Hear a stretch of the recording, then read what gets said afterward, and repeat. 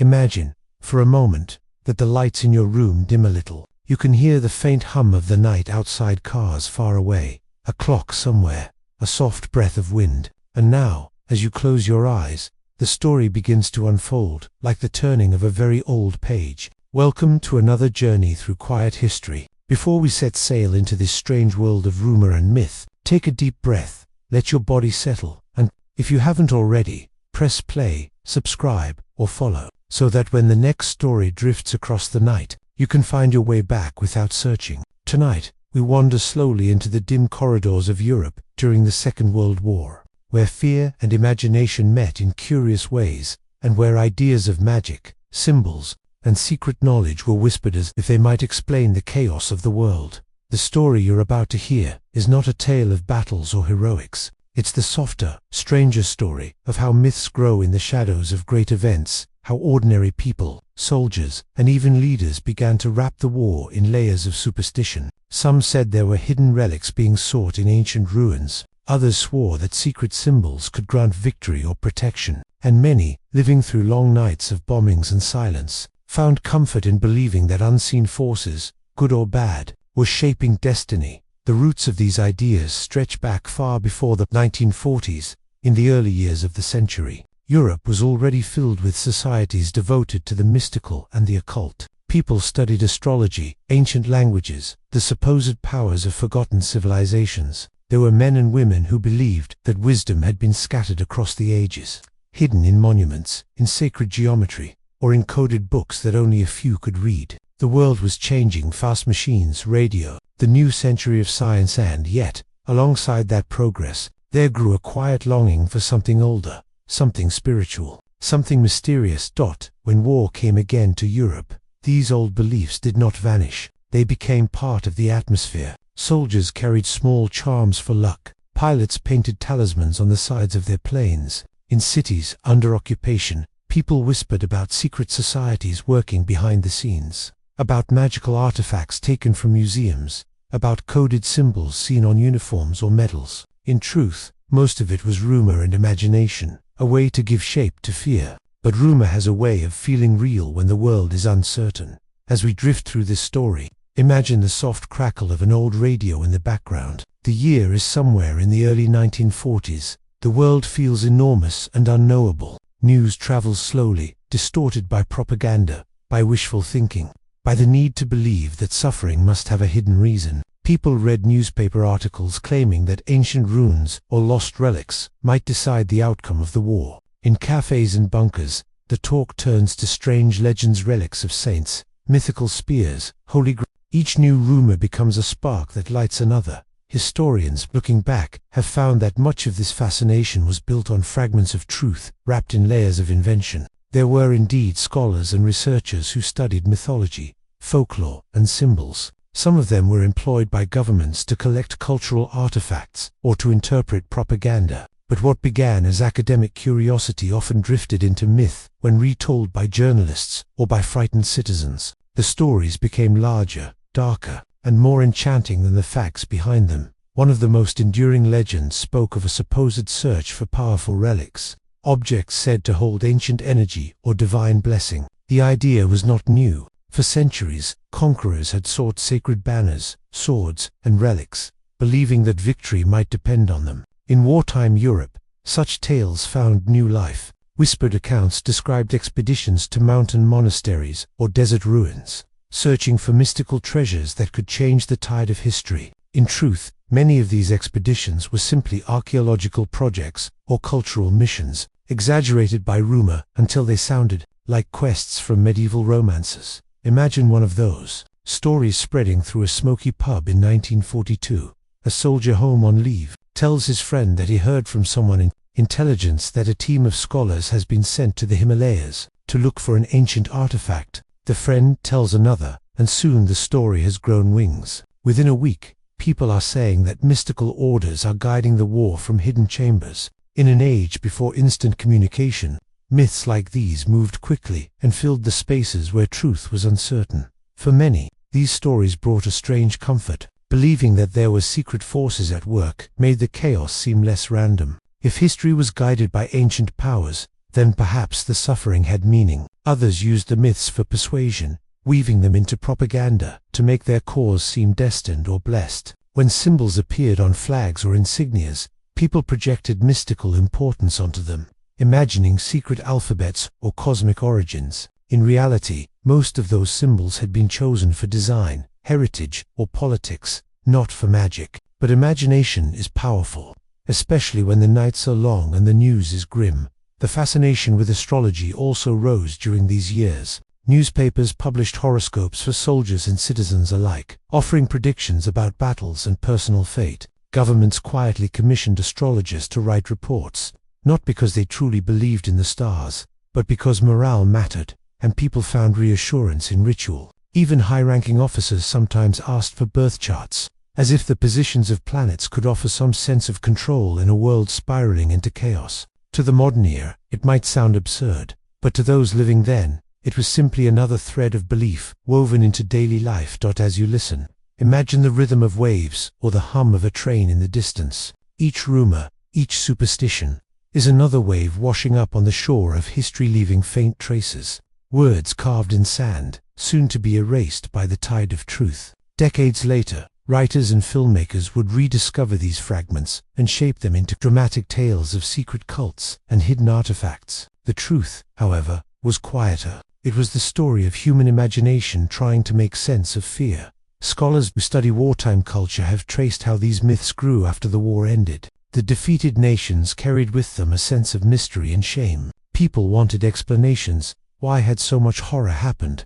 How could ordinary people have been swept into it? The idea that occult forces had played a role became a convenient answer. It placed blame on something larger, almost supernatural, and made the events feel like part of an ancient curse rather than a tragedy of human decisions. Thus, the myth of occult fascinations deepened, retold in post-war novels, documentaries, and whispered anecdotes. When you think of that era now, the images often come from those later stories: shadowy rooms lit by candlelight, old runes etched into stone, secret gatherings under the moon. But historians who have sifted through the archives find mostly paperwork, bureaucracy, and the very human tendency to add mystery to the mundane. Yet, even knowing that, there remains something strangely beautiful about the way myths grow, how a scrap of rumor can bloom into legend, how fear can become folklore. As this story drifts onward, remember that every age has its own myths. In times of crisis, people turn to symbols, rituals, and half-remembered tales.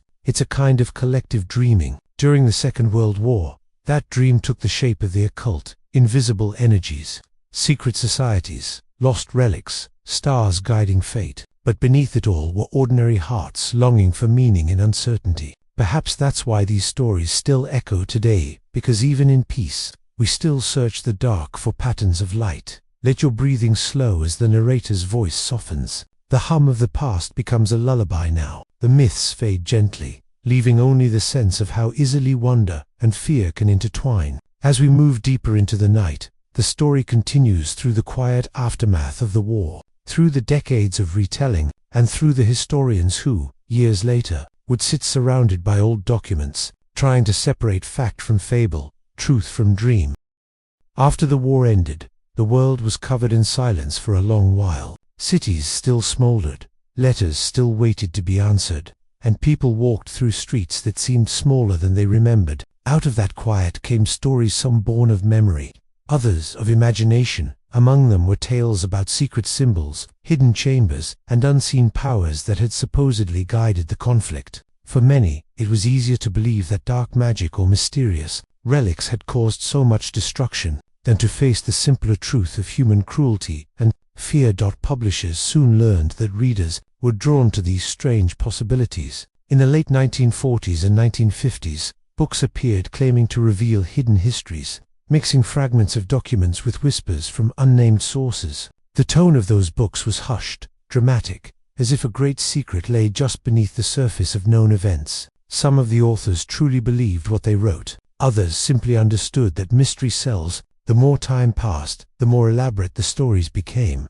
People who had never left their towns spoke confidently about occult rituals in remote castles, or mystical experiments buried in archives. Each retelling added another layer of wonder. Meanwhile, real historians were quietly doing different work. They examined dusty files, diaries, and government correspondence. What they found was both ordinary and human. Scientists pursuing technology, artists chasing lost artifacts, and bureaucrats writing endless reports. The grand conspiracies dissolved into paperwork. But even these facts could not completely erase the allure of myth. People wanted the stories to be true, or at least partly true, because they made the past feel charged with meaning.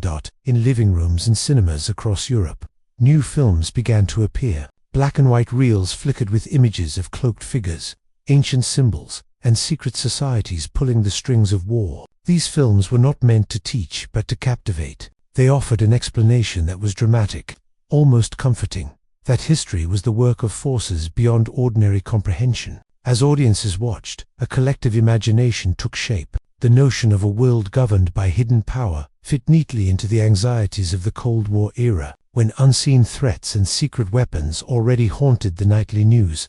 Writers drew upon older sources, medieval folklore, and the romantic fascination with lost knowledge. They blended those with the fresh memories of wartime darkness to create a mythology of modern evil dressed in ancient robes. A single word carved into a ruin could be interpreted as proof of a secret lineage. A symbol on a medal could be declared an echo of forgotten cults. None of it was verified, but verification mattered less than atmosphere. The myths grew not because they were believed absolutely, but because they were interesting to imagine.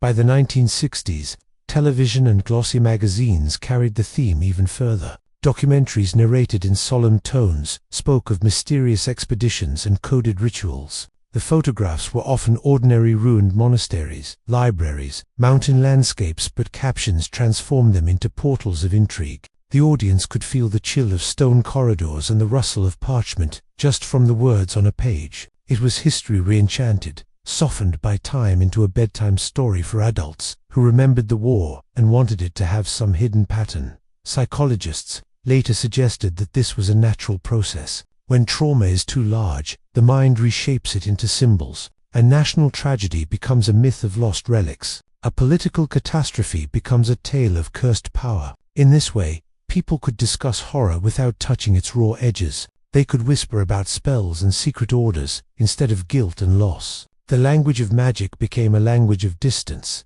In some circles, particularly among students of folklore, the myths were studied almost affectionately. Professors compared them to medieval legends of alchemists and holy quests. They found that every age, when wounded, invents invisible causes for visible pain. The difference in the 20th century was the presence of mass media. Rumors that once would have stayed in one village could now travel the world in print and broadcast, returning again decades later as entertainment. Imagine someone in the 1970s, sitting alone in a quiet apartment, reading a paperback about wartime occult secrets. Outside, city lights blur in the rain. The reader is not frightened. They are comforted by the suggestion that the past still holds mysteries. The hum of the refrigerator becomes the hum of distant machinery in a hidden base. The ticking of a clock sounds like a coded signal. It is not belief, it is daydream. The myth has become a gentle ghost that keeps history company as years passed.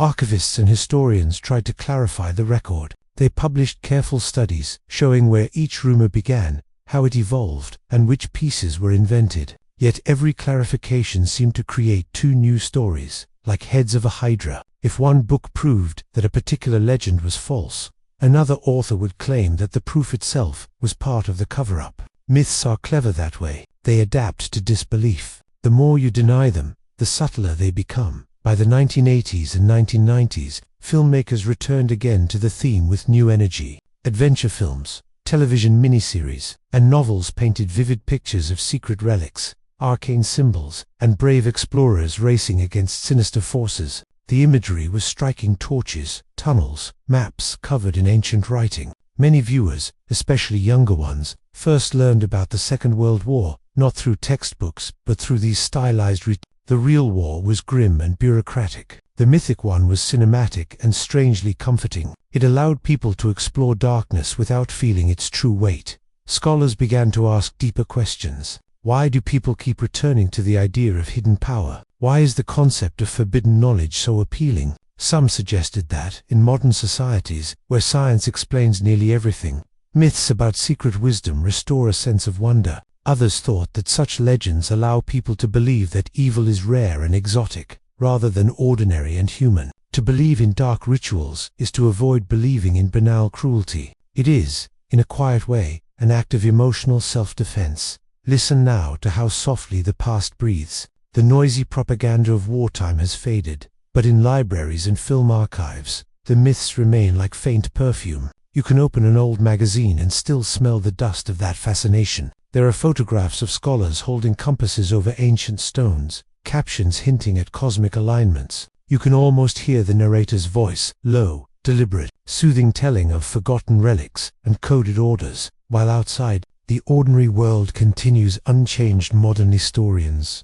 speaking calmly to their students, often smile at these tales. They do not mock them, they understand them. The myths are part of the record too. They show how imagination works when faced with confusion. Each rumor is a fossil of emotion, fear, curiosity, hope, and by studying them, one can learn not only about the events of the war, but about the human need for story. As the 20th century moved into the 21st, the digital age gave the old legends new life. Online forums repeated theories from decades earlier, now accompanied by colorized images and dramatized voiceover. The same pattern continued, a scrap of truth at the center, wrapped in layers of speculation. But even here, amid screens and algorithms, the tone was often dreamy. People did not shout these myths, they pondered them late at night, as if sharing ghost stories across time zones. The myths had become a kind of folklore for the internet age, quiet, recursive, endlessly rewritten. If you listen carefully, you can almost hear the rhythm that connects them all. It is the rhythm of uncertainty,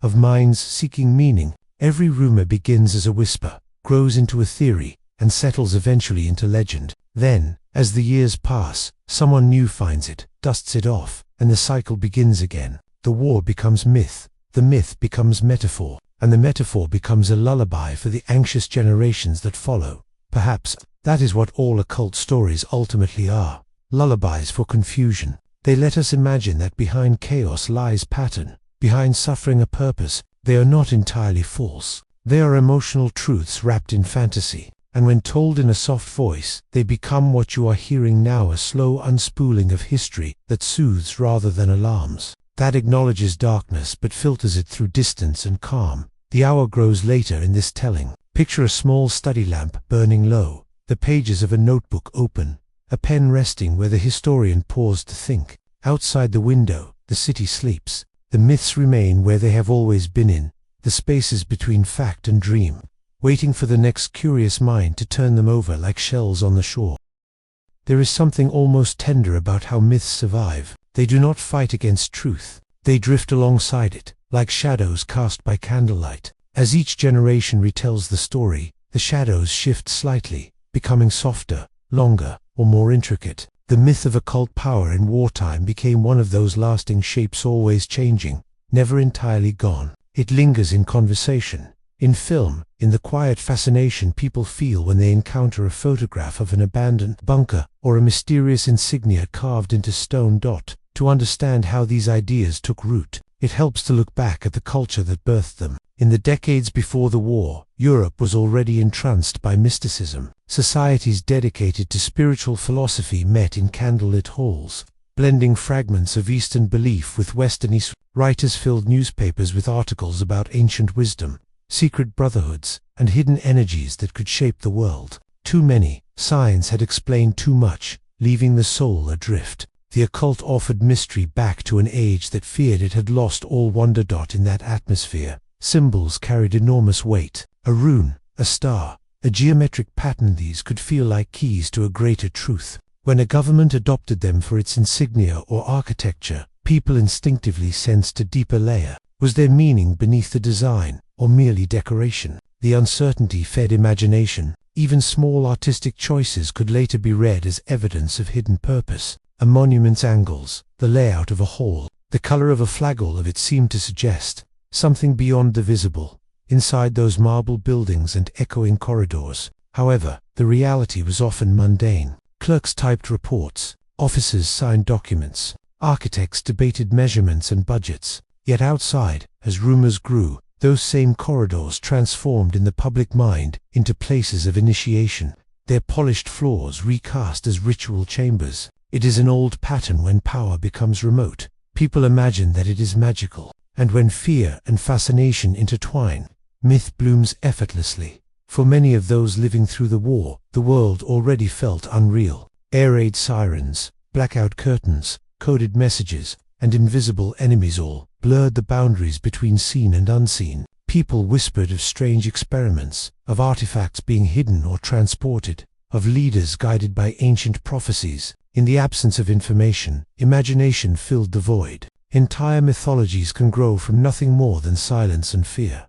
Later, when the silence was replaced by records and testimonies, the myths did not disappear, they adapted. Some were softened into parables about human arrogance or the seduction of power. Others became cautionary tales about obsession and belief. Artists and novelists found beauty in the imagery: storm-lit mountains, forgotten manuscripts, chambers filled with the faint smell of dust and oil lamps. It was easy to see why such scenes captivated readers. They felt both historical and dreamlike, the way distant memories sometimes do.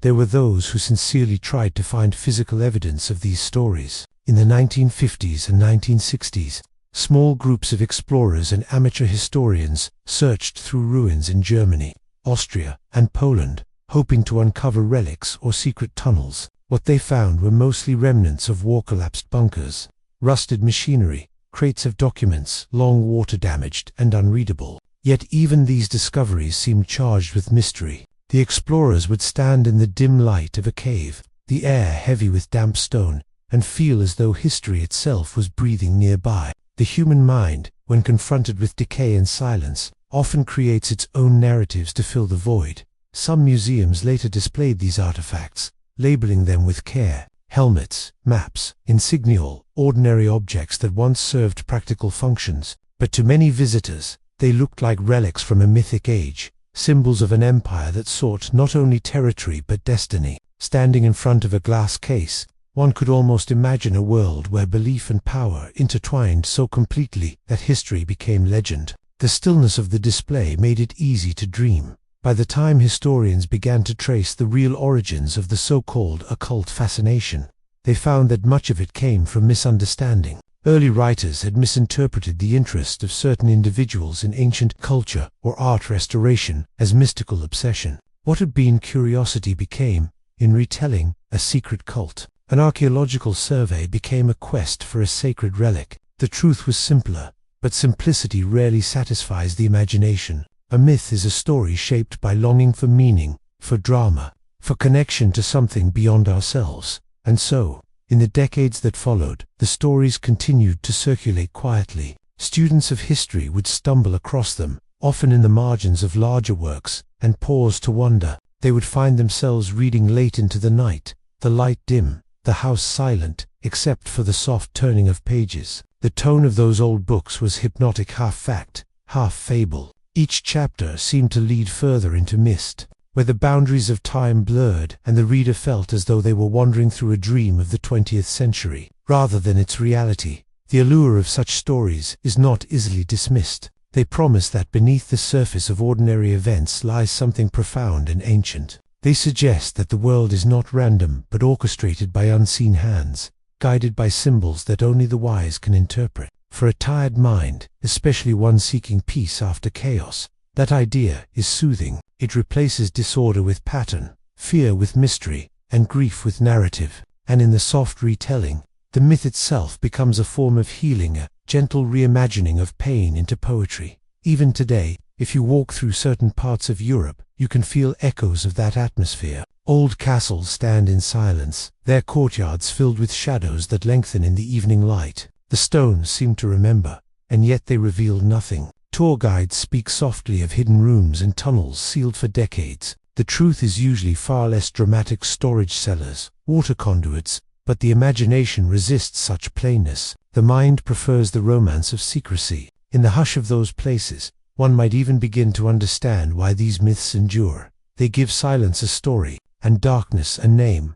For those listening tonight, this too becomes part of that long tradition, an act of gentle wandering. We explore not the terror of the past, but its quiet resonance. The myths of hidden knowledge are not to be believed or dismissed outright. They are to be understood as expressions of human longing. They tell us that even in our most rational age, we still crave enchantment. We still seek the shimmer of the unknown beyond the reach of evidence. And perhaps that desire is not weakness but beauty, the final echo of the world's oldest instinct, to dream beyond the visible. If one were to imagine the myth fading away, it might look like this: a dark room, long abandoned, filled with the faint scent of paper and dust. A beam of moonlight falls through a cracked window, illuminating a forgotten desk. On the desk lies an open book, its pages yellowed, its words half-erased by time. The air is still, but somewhere outside, a soft breeze moves through trees. The myth rests there, not gone but dormant, waiting for another curious mind to find it, to breathe life into it again with a question whispered in the dark: what if it was true? And the story begins again. By the middle of the 20th century, the myths had taken on a life of their own. They drifted from whispered rumor to printed page, from private fascination to public folklore. A whole generation grew up hearing that the war had been haunted by secret symbols and hidden sects. For many, this was less about politics and more about mystery itself, the comfort of believing that somewhere, in the midst of chaos, there had been meaning. Writers, in the post-war years, were especially drawn to that idea. The newspapers of the time were filled with stark facts: ruins, trials, rebuilding, but in the evenings readers turned to stories that offered atmosphere instead of detail. They wanted candlelight and fog, a sense of something ancient stirring beneath modern events. So authors began to blend history with legend, placing half-imagined scholars in crumbling monasteries, decoding sigils carved centuries before. The plots rarely matched what historians knew, yet the tone was irresistible, slow, shadowed, full of quiet suspense. Filmmakers followed. The first documentaries that touched the subject tried to explain the myths away, but even their calm narration and archival footage carried a strange beauty. Grainy film of mountain fortresses, dim libraries, and long corridors became the visual language of secrecy. In time, dramatized versions took over. The camera lingered on candles, on maps, on the gleam of metal instruments, whose purpose no one fully explained. It was as if the culture itself had decided that the myth must remain a little unresolved, that too much clarity would break the spell. Academic researchers, however, took a quieter path. In university libraries across Europe and America, historians sifted through correspondence, procurement lists, and scientific journals from the 1930s and 1940s. What they found was paperwork, not prophecy. Budget requests for expeditions, reports on folklore studies, notes from art historians cataloging museum collections. Yet even these mundane records revealed something touching: the way ordinary curiosity could be misunderstood as mystical obsession. People who studied ancient languages or pre-Christian art were later imagined as cultists chasing divine relics. The distance between interest and myth proved to be only a few retellings wide. By the 1970s, the subject had settled into a comfortable paradox. Scholars quietly published factual monographs that few outside their field read, while popular culture kept spinning new tales from the same fragments. A novelist might take the dry note expedition cancelled due to funding and turn it into a story of forbidden discovery and government cover-up. A television script might transform an architectural drawing into a blueprint for hidden chambers. Each retelling pushed the legend a little further from its source, yet the essence remained. The world still yearned for the thrill of hidden knowledge. Sometimes, visitors to museums would ask curators if a certain artifact was connected to those old stories. The curators would smile and explain the true provenance: a piece of medieval metalwork, an ordinary archaeological find, and the visitors would nod politely. Yet one could sense that they wanted a different answer. The mind craves a little enchantment. To stand before a centuries-old object and imagine that it once played a role in secret rites is far more engaging than to learn it was simply decorative. Myth, after all, is another form of empathy.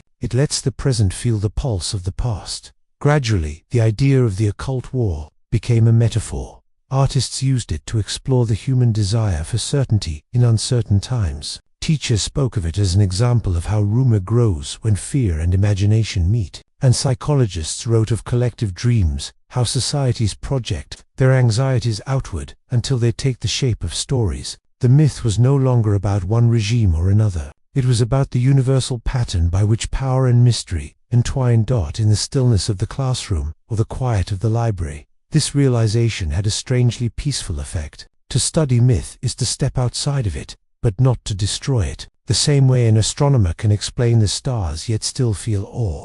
A historian can unpack a legend and still sense its poetry. That gentle tension between knowledge and wonder keeps both alive. By the end of the century, new technologies had arrived to give the myths fresh breath. Early websites, forums, and later video platforms allowed enthusiasts to share theories, scanned documents, and photographs of ruins. Some pages repeated old claims, others sought to correct them. Yet even the most careful fact-checking could not fully dissolve the allure. A single grainy photograph of a forgotten cellar would spark long threads of speculation. People were not chasing proof so much as atmosphere, the sense of touching something hidden beneath the layers of history. Meanwhile, those who worked professionally with archives noticed another pattern. Each decade brought a wave of renewed curiosity from younger generations, who would rediscover the same handful of rumors as if for the first time. They would write letters, request access to collections, and ask, in the most sincere tones, whether the stories were true.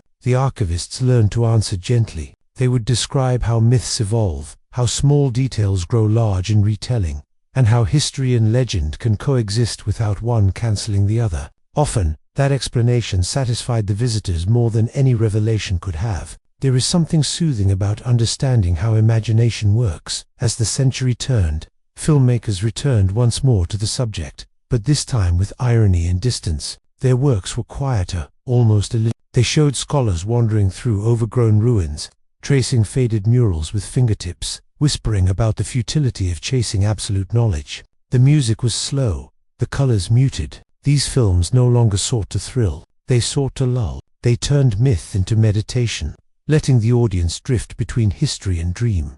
Even in these newer versions, a gentle respect for the past remained. The stories had become less about secrets and more about the human need to create them. Each generation, facing its own uncertainties, invents symbols that feel ancient and powerful. The shape of the myth changes, but the impulse stays the same, to weave mystery into the ordinary world, so that the universe feels coherent again.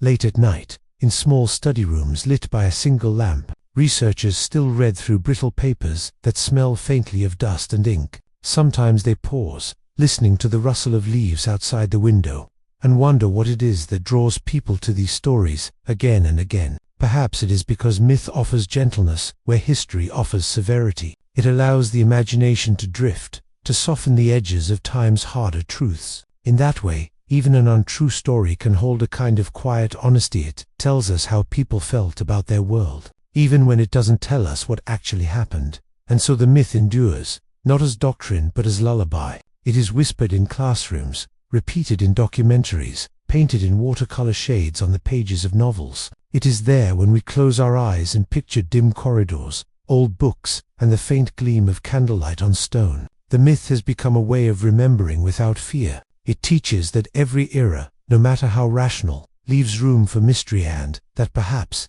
in that mystery, we find our most human self.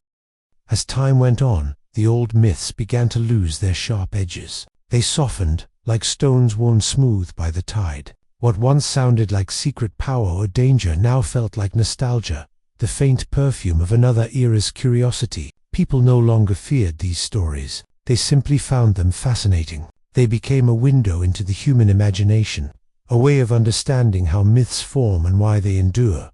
In the libraries of Europe, shelves filled with new books appeared. Their covers showed faded photographs and quiet titles in muted colors. Inside, the pages carried a careful rhythm, slow sentences, patient explanations, and the soft voice of historians who knew that myth is part of every age. Some wrote about architecture and symbolism, others about psychology, culture, and storytelling. The tone was not skeptical, but tender. The goal was not to mock those who believed in hidden powers, but to understand the longing that gave such beliefs life. In small museums and heritage sites, the same atmosphere could be felt. Guides would lead visitors through dim corridors or up narrow stone stairways, their voices gentle, unhurried. They would point to carved emblems or old maps and explain how such things once inspired entire generations of rumor. The visitors listened, sometimes with half-closed eyes, as though the cadence of the story mattered more than the facts themselves. In that moment, myth became something different, not a distortion of history, but a melody within it. And then there were the artists. Painters and musicians found quiet beauty in those lingering legends. They captured the feeling of faded grandeur and secret longing, the interplay between shadow and light. A composer might write slow, mournful music inspired by the image of a ruined hall, where echoes of forgotten ceremonies still seemed to hum in the air. A painter might fill a canvas with soft grays and golds, depicting books half open on a desk, or a candle flickering beside a stack of old maps. Their works did not claim to tell the truth. They sought to evoke the emotion that truth sometimes hides. In that gentle reinterpretation, something healing took place. The myths that had once carried darkness and fear were reimagined as stories about curiosity, art, and the fragile beauty of human belief. They became, in a sense, quiet parables about how people search for meaning in uncertain times. Where once these stories served power, they now served reflection. They reminded listeners that mystery can comfort rather than control. As the decades passed, documentary filmmakers began to revisit the theme again. Though their tone had changed completely, the new generation of creators no longer framed their work as investigation or expose. Instead, they treated the myths as living folklore, a mirror of human psychology. Their narrations were slow and almost meditative, often accompanied by ambient music and lingering shots of abandoned places reclaimed by moss and rain. The effect was soothing rather than thrilling. The viewer was invited not to believe, but to breathe, to drift into the quiet understanding that even false stories can hold emotional truth. In those films, the camera would sometimes pause on small details, a drop of water falling from a broken ceiling beam, light filtering through fog, or a page turning slowly in an old journal. These simple images carried more weight than any claim or revelation. They said, wordlessly, that history is made not only of grand events, but of moments of stillness, the quiet after the noise. And in that stillness, the imagination begins its work again. Occasionally, a historian or curator would be asked whether these myths were ever truly dangerous, whether they had shaped real decisions or inspired real people. The answer was usually gentle and careful, perhaps in small ways. Yes, but mostly in the way all ideas influence human minds, subtly, unpredictably, through dreams and symbols. People have always woven meaning into the world around them, whether through religion, art, or folklore. To study myth, then, is to study the human heart, not the supernatural. What remains remarkable is how the myths survived, not because they were forbidden, but because they were beautiful. Even stripped of fear, their imagery retained an elegance that people could not let go of. The flicker of torchlight on stone walls, the sense of old secrets buried in archives, the notion of wisdom lost to time. These are themes as old as civilization itself. Every culture rediscovers them, paints them anew, and gives them different faces. In this sense, the myths of wartime occultism are simply the 20th century's version of a much older human story. By the 21st century, the myths had spread far beyond their origins. They appeared in novels, television series, video games, and quiet documentaries meant for reflection rather than shock. Even in podcasts and online discussions, the tone had changed. People spoke softly of the past, not to accuse or sensationalize, but to explore the deep psychological roots of belief. Why do we find secret orders so fascinating? Why do hidden symbols stir the imagination? Why do we feel drawn to the idea that behind ordinary history, there lies another, invisible one? Perhaps it is because myth offers a shape to the unknown. It turns chaos into pattern, noise into melody. It gives fear a form that can be looked at, understood, even admired. And when time has softened the fear itself, the pattern remains as art, a relic of the imagination's resilience. Late at night, when the world outside grows quiet, the myths return not as voices but as moods. You might feel them while looking at an old photograph or walking through a silent museum. There is no danger, no revelation, only atmosphere, a hush that stretches back across time, reminding you that every human era has carried its own shadows and dreams. Those dreams are not to be feared. They are part of what makes history human. So when people today listen to a calm voice retelling those old rumors, they are not listening for truth. They are listening for peace. They are listening for the reminder that even the strangest stories can teach us something about wonder, about how deeply we crave connection to mystery. In that sense, the The myths of the past are not ghosts but guides. They help us remember that every era, even the darkest, leaves behind a glimmer of imagination, a spark that refuses to go out. And that spark is what we follow. Across the pages of history, across film reels and songs, across the dim corridors of time itself, that quiet glimmer continues to flicker, not to frighten, but to remind, not to deceive, but to soothe. For as long as people dream, they will weave the unseen into the seen, and call it myth, a gentle bridge between what was and what might have been. Over time, memory itself becomes a kind of ocean, vast, shimmering, impossible to chart. The stories we tell about the past begin to drift like slow-moving currents beneath the surface. Some flow quietly into the depths and vanish. Others linger, circling endlessly in the shallows of our imagination. The myths that once belonged to power now belong to history. And from history they pass gently into dream.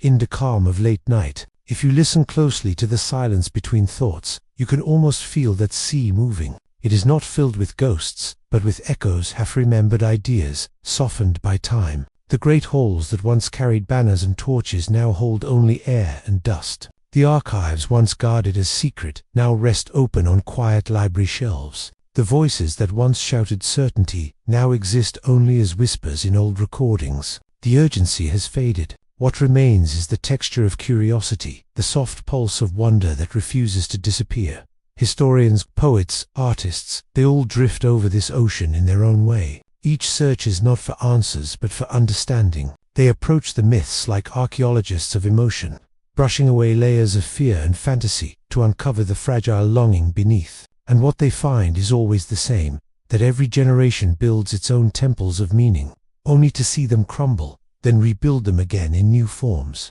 Perhaps this is why such stories remain beautiful. They remind us that belief is a mirror. What people once saw in the reflection of myth was not hidden power, but their own desire for order, for purpose, for something larger than themselves. When the world trembled, myth offered a kind of stillness, even if that stillness was an illusion. It gave people a sense of belonging to a narrative greater than their own. And when that narrative turned dark, it revealed not the magic of the world, but the mystery of the human mind.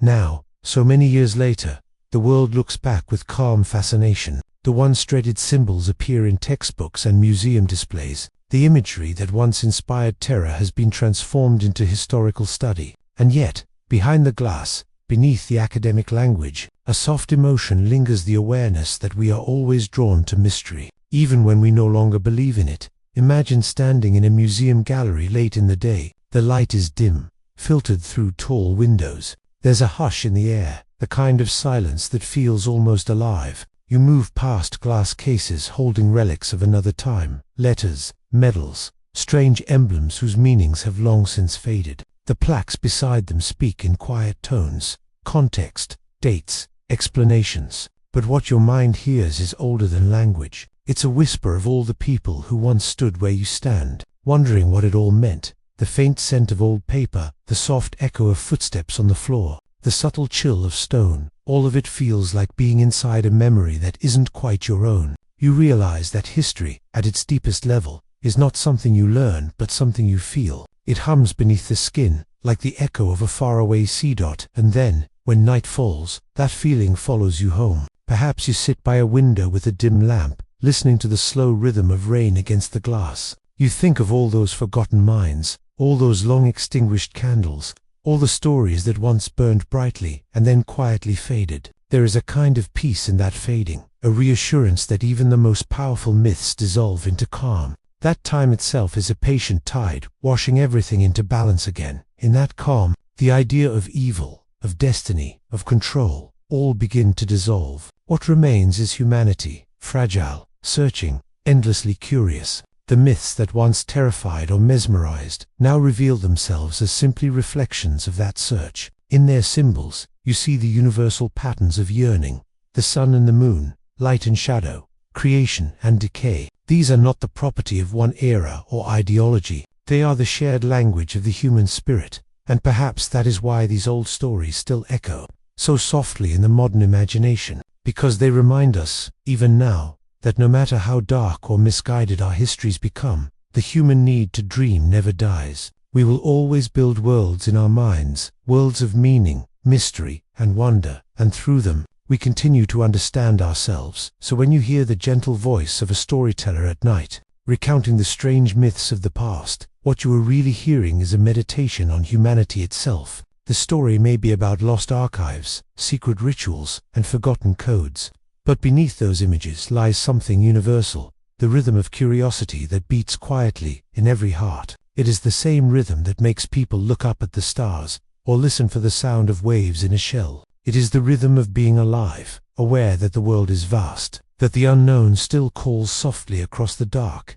and in that awareness there is comfort. The myths no longer belong to fear, they belong to reflection. The darkness no longer hides danger, it holds serenity. The symbols no longer claim power, they speak only of imagination. Everything that once divided truth from dream has merged into a single, tranquil sea, a sea that invites you not to believe, but to drift gently across the surface of history. Let the waves of time carry you past the noise and toward the quiet center where memory turns to peace. For there, beyond the reach of propaganda or power, you find what remains when myth is stripped of its mask, a still, enduring sense of wonder.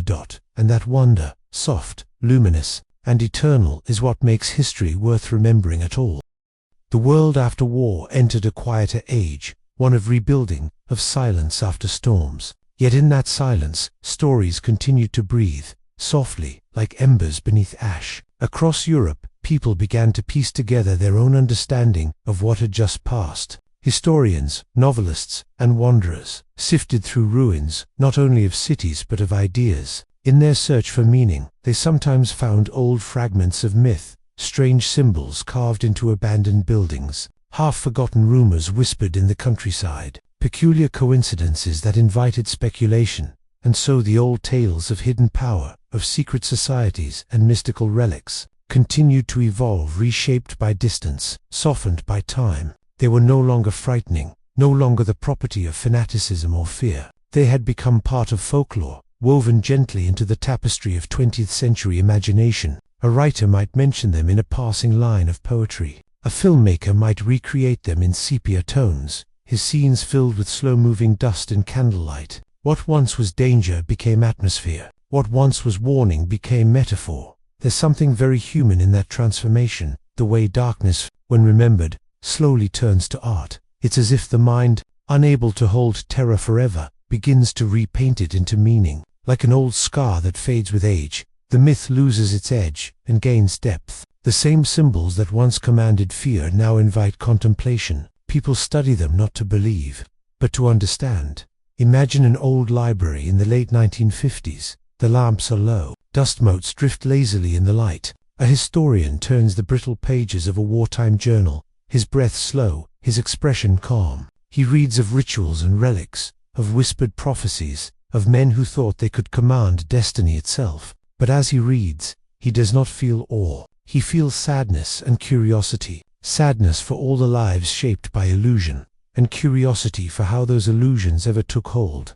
Outside, the world has moved on. The air hums with new inventions, new music, new dreams. Airplanes cross oceans. Radios hum softly in kitchens. People talk of peace and prosperity. Yet somewhere, in quiet corners of the mind, those old myths still glow faintly, like forgotten constellations, seen only on the darkest nights. They have become metaphors for ambition, for ignorance, for the endless human hunger to make sense of mystery. And in that way, they are no longer stories of evil, but of longing. They tell us that even in the heart of chaos, people search for order. Even when truth feels uncertain, we reach for patterns, for symbols, for meaning. The occult tales of that time became mirrors of the human condition, not evidence of magic, but proof of imagination's power. By the late 20th century, a kind of quiet fascination grew around them. Television documentaries whispered of lost archives. Writers explored the psychology of belief.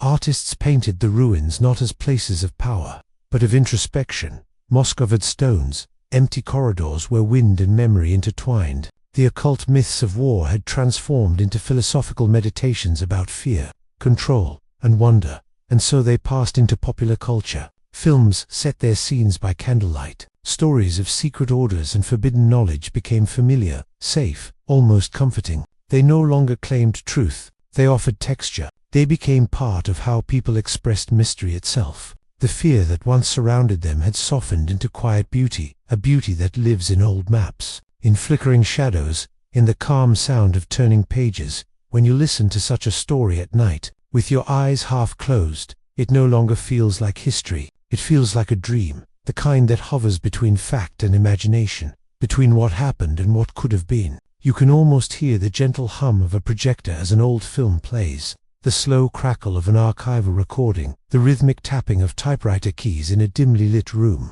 Each sound carries the weight of memory, yet none of it feels heavy. It feels like drifting, floating gently over the landscapes of time. There's a kind of healing in that drift. The past, once jagged, smooths itself out. The fear that once defined it dissolves into understanding. The human story, with all its shadows and light, becomes something soft, a reminder of both our fragility and our resilience. And as this understanding deepens, so too does a sense of stillness. The world, in its endless movement, never stops creating myths, but now we can listen to them differently. We can hear the echo without believing the illusion. We can see the pattern without surrendering to it. We can, at last, rest.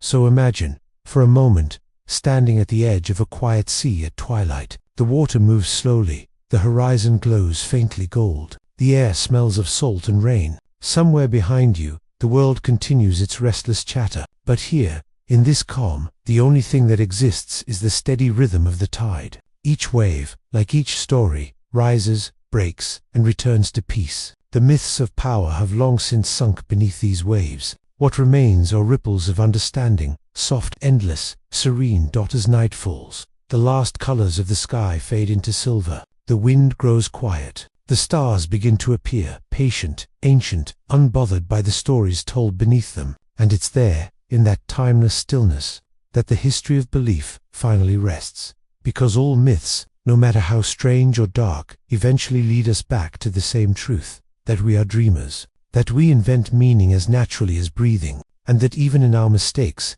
there is beauty in the attempt to understand the unknown.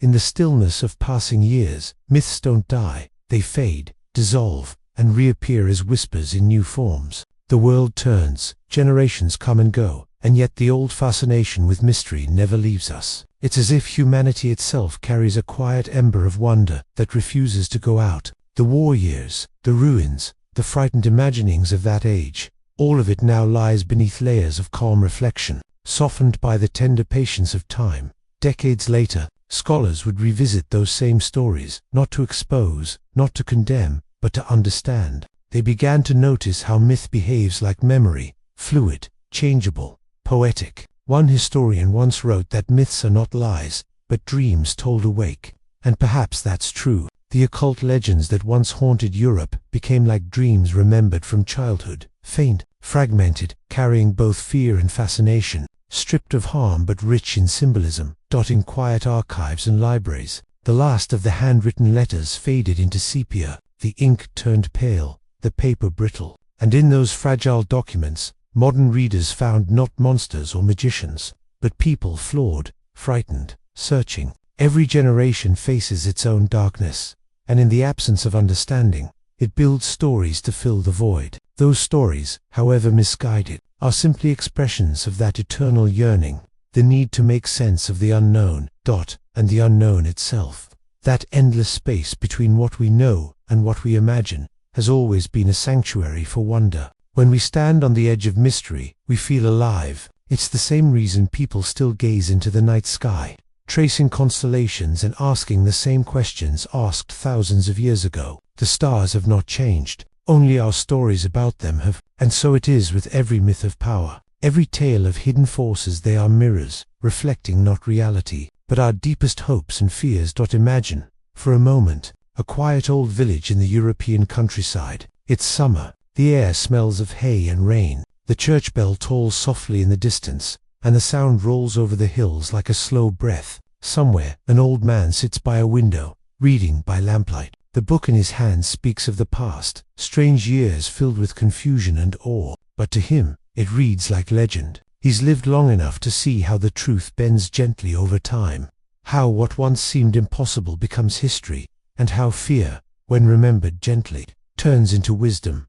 In that wisdom, there is peace. We begin to understand that myths are neither good nor evil. They are vessels carrying the emotions of an era across the river of time. One age builds them from fear, another from curiosity, another from nostalgia, and in this slow transformation, humanity reveals its gentlest truth, that we are storytellers before we are historians. We tell the world back to ourselves, in shapes we can understand, and in those shapes, we find meaning, not in the facts, but in the feelings. The 20th century ended, and the stories of hidden power gave way to new myths of technology, of the cosmos, of the human mind itself. Yet the rhythm stayed the same. Always, we returned to the pattern: curiosity, belief, discovery, reflection. It's as though the human spirit walks in circles, not to repeat, but to remember.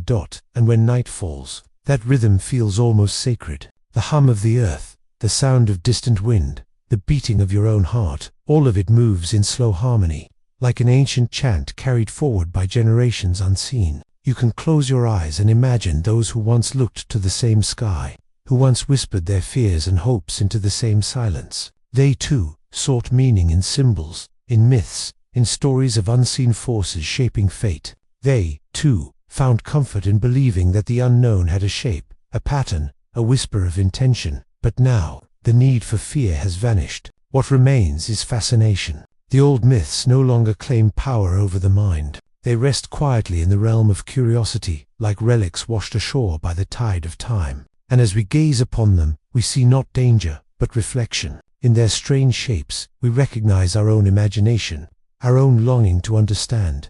That recognition brings a deep calm. To know that we have always searched, always wondered, always told stories. This knowledge turns even the darkest legends into lullabies, for behind every myth is a single truth: the human need to dream. Even when the dream becomes distorted by fear, it begins with the same heartbeat, the desire to find beauty in the unknown.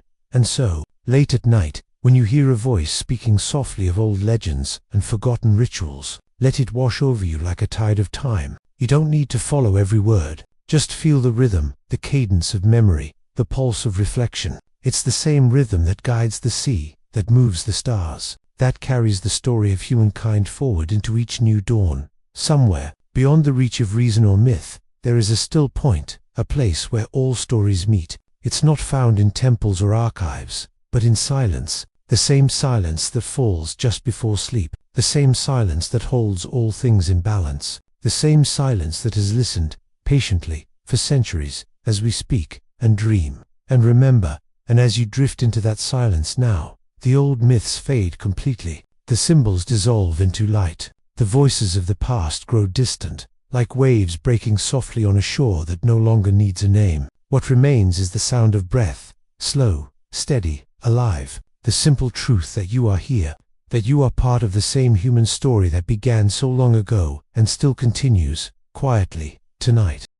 There comes a moment, in every long reflection, when the boundaries between history and imagination begin to blur. What began as research, as fact and date and record, becomes instead a feeling, a kind of quiet reverence for the passing of time itself. The occult myths that once fascinated, frightened, and puzzled so many now rest gently in that space between truth and symbol. They are no longer lessons in power, but in perspective. They remind us that all human stories, no matter how strange, eventually find their way to calm waters. In those calm waters, everything the echoes of ambition fade, the noise of belief softens into silence. What remains is simply the pulse of existence, the same steady rhythm that has carried the world forward since before memory began. It is in this rhythm that sleep finds you, and through it, history becomes something more than memory. It becomes a song without words, a story told by the stars. Imagine a quiet evening near the sea.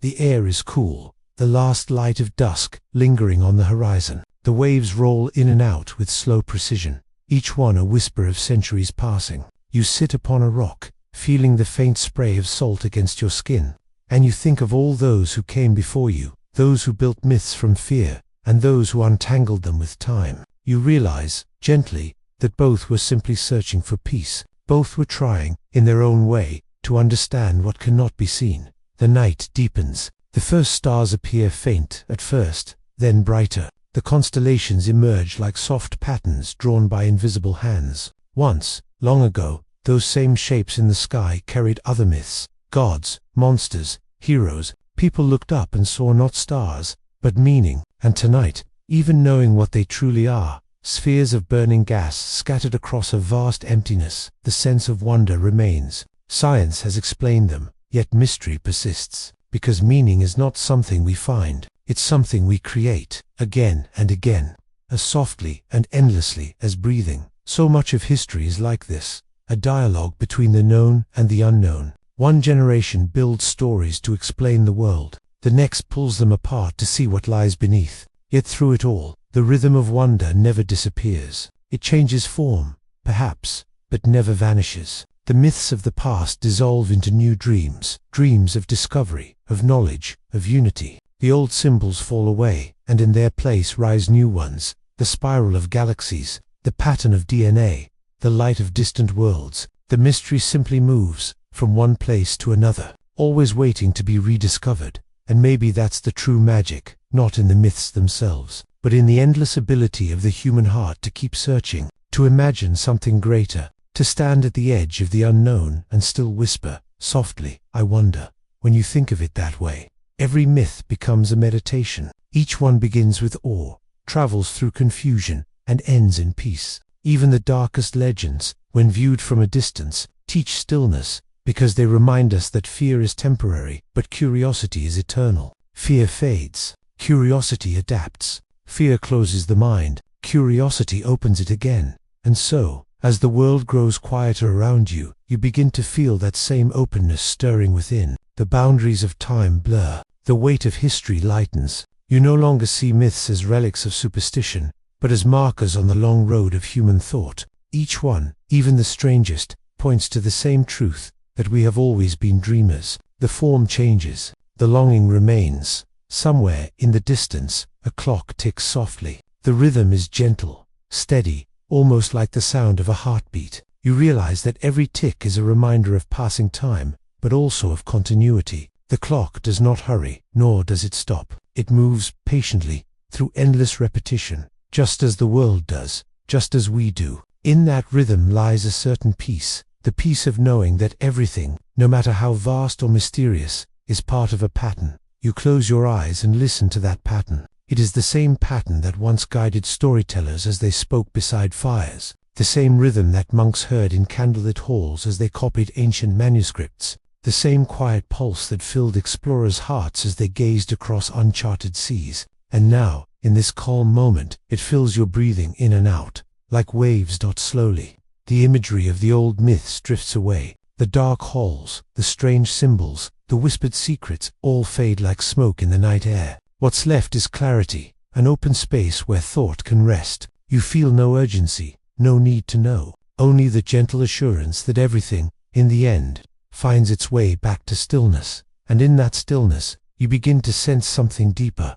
not the presence of mystery, but the beauty of simplicity, the understanding that you, too, are part of this endless cycle of creation and reflection, that every thought, every story, every dream adds a small ripple to the great sea of time, and that, perhaps, is enough. So you sit with that feeling for a while. The world is quiet. The stars turn slowly overhead. History, myth, memory, dream, all merge into one seamless current, and as it carries you gently onward, you realize there's nothing left to unravel, only to listen, only to breathe, only to be. There comes a point in every story when words begin to fade, and what remains is simply breath, the quiet, living rhythm beneath it all. The long journey through history, myth, and memory has brought us here, to this gentle silence. The stories of strange beliefs, of whispers in the shadows, of symbols and secrets, they have all come to rest. What was once mystery is now peace. You can almost feel the air of that peace around you, soft and unmoving, like the calm before dawn. The world seems to hold its breath. The pages of history have closed for the night, their ink still faintly warm from centuries of thought. The myths, like old travelers, have found a place to sleep. And you, listening now, become part of that stillness, another dreamer among countless others who have paused. For a moment, in the quiet wonder of existence, time feels slower here. The ticking of the unseen clock grows faint, merging with the sound of your own heartbeat. The stories that once seemed vast and heavy have turned light, weightless. They drift around you like thin clouds dissolving in the pale light of dawn. There is no need to understand them now. No need to hold on. History has already done its work. You have already listened, already learned, already drifted through the vast seas of memory. All that remains is the quiet pulse of now. The sea of time continues to move, but gently. The waves no longer rise in drama or fall in despair. They move like breath, in and out, an eternal exhale. If you listen closely, you can almost hear it, the soft murmur of the world remembering itself. Not through power, not through myth, but through calm. The same calm that has always waited beneath the noise of history, patient and unbroken. And in that calm, you find something timeless, the faint, unshakable warmth of being alive, not as a hero, not as a historian, not as a believer, but simply as a part of everything that has ever been. The same elements that once burned in ancient fires now move quietly through you. The same air breathed by monks, sailors, and dreamers now fills your lungs. The same stars that guided their thoughts still turn slowly above. Nothing is lost. Everything transforms. You begin to feel that transformation inside you, a soft melting of thought into rest. The need to remember fades. The desire to understand turns into simple acceptance. The story, so full of mystery and meaning, finally releases its hold and becomes something wordless, pure, and still. You realize that every myth, every fragment of the past, was just a reflection, a way for the human spirit to speak to itself. And now that the speaking is done, there is only listening. The sound of wind through unseen trees, the rhythm of your breath, the heartbeat of the earth, steady and eternal. Together they weave a lullaby older than language, the sound of existence continuing quietly, without demand, without direction, just being.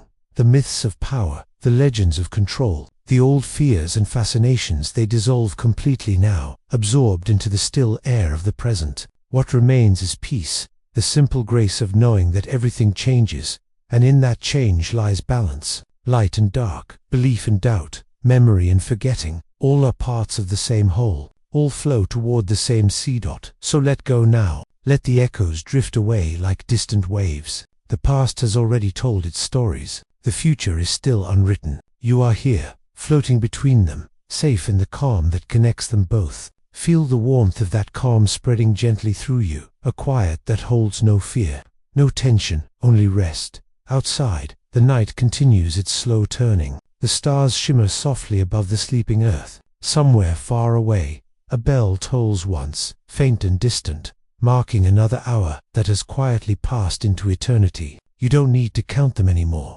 Time no longer matters here. You are in the still center of everything, where thought slows, where dreams begin, where silence finally speaks. And as you drift toward sleep, the last fragments of the story dissolve into light. The old myths return to the sea of memory. The voices of the past become gentle murmurs in the tide. The only sound left is your own breathing, calm, deep, and even, each breath carrying you farther from thought, deeper into peace. The world narrows to warmth, to stillness, to silence, and in that silence, there is no need for endings. Only rest, only sleep, only the endless, soothing hum of existence, ancient, eternal, and kind.